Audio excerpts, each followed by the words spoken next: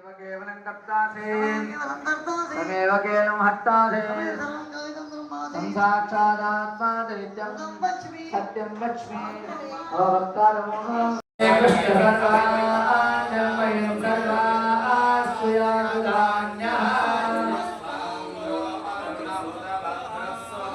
हे देवां रुद्राभिषेकस्थिता रात्रशो वै कुम्भेणैमहे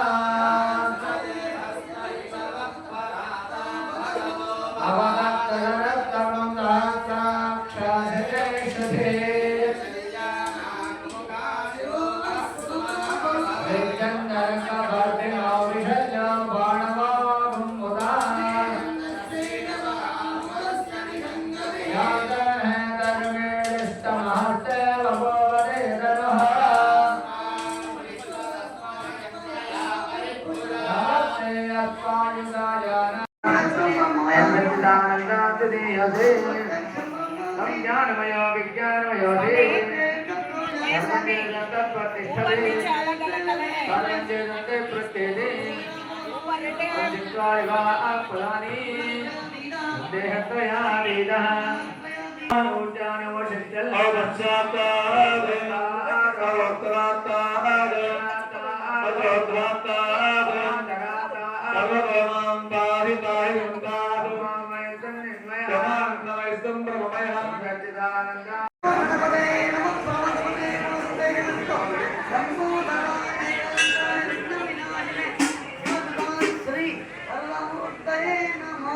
ओम नमस्ते गणपते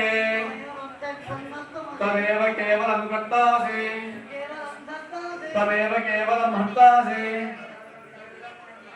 साक्षादात्मासि नित्यं वच्मि सत्यं वच्मि अवक्तारो अवधातारो अवधातारं अवानोच्चान्नमवशिष्यं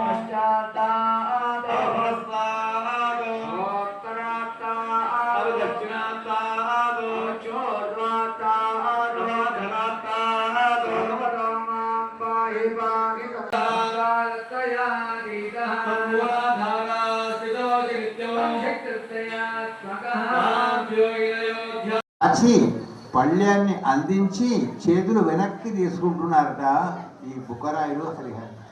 చక్రవర్తి యోగం ఉంది అని చెప్పాడు అతడు మహానుభావుడు ఆయన. వెంటనే వీళ్ళు హరిహర బుక్కరాయులు ఏం చేశారు, కత్తి తీసుకొని మా చేతులు నరికి వాడికి మనకు యుద్ధం. ఇది ముహూర్తం కనుక రాజా ముహూర్తం చూస్తున్నానని ముహూర్తం చూశాడు విద్యారణ్యస్వామి. కానీ ఎప్పుడు దొరికింది ముహూర్తం అంటే 7.5 సంవత్సరాల తర్వాత దొరికింది. అబ్బా 7.5 అంటే బ్రాహ్మణాన్ సమ్యగ్రాహయిత్వా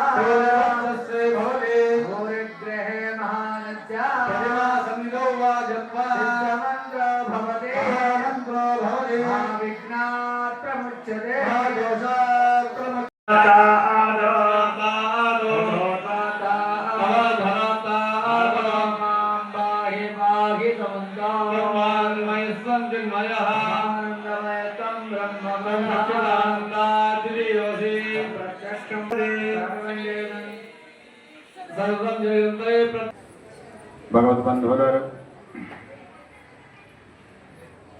ఆలయ నిర్మాణం జరిగిన తర్వాత ఎల్లకాలం పని ఉంటుంది. ఆలయం అంటే లయం అంటే ఎన్నటికో ఒకనాటికి పోయేది. ఆలయం అంటే ఎప్పటికీ పోకుండా ఉండేది. ఆ పోకుండా ఉండే దాని పేరే ఆలయం అంటారు. మరికొన్ని సంస్థలకు కూడా ఆలయంగా పేరు పెట్టుకుంటారు. విద్యా సంస్థకు విద్యా ఆలయం, విద్యాలయం. చదువుకున్న వాళ్ళు చాలామంది అందులోంచి చదువు పూర్తి కాగానే వెళ్ళిపోతారు, కానీ మళ్ళీ చదువుకునే వాళ్ళు వస్తారు. అది ఎప్పటికీ ఉంటుంది. విద్యార్థిగా జాయిన్ అయిన వాడు ఉపాధ్యాయులుగా కూడా అందులో పనిచేసే యోగం కలిగిన వాళ్ళు కూడా ఉంటారు. 5 ఏళ్లకు బడికి వెళితే 55 ఏళ్లకు బయటకు వచ్చేవాళ్ళు కూడా ఉన్నారు. అది చదువు అయిపోగానే అక్కడి నుంచి వెళ్ళి వస్తాం. అది విద్యాలయం. అట్లాగే మరొక ఆలయం ఉంది, వైద్యాలయం. దానికి పేరు. ఈ శరీరానికి ఏదైనా కొంచెం అవసతి కలిగినటువంటి యొక్క పరిస్థితులు ఏర్పడితే అక్కడికి వెళ్ళిపోతాం. అయ్యా, నా శరీరం నాదే, డబ్బు నాదే, అవస్థ నాదే, కానీ నేను దీన్ని నీకు చూపించదలుచుకున్నాను, వైద్యుడికి చూపిస్తాను.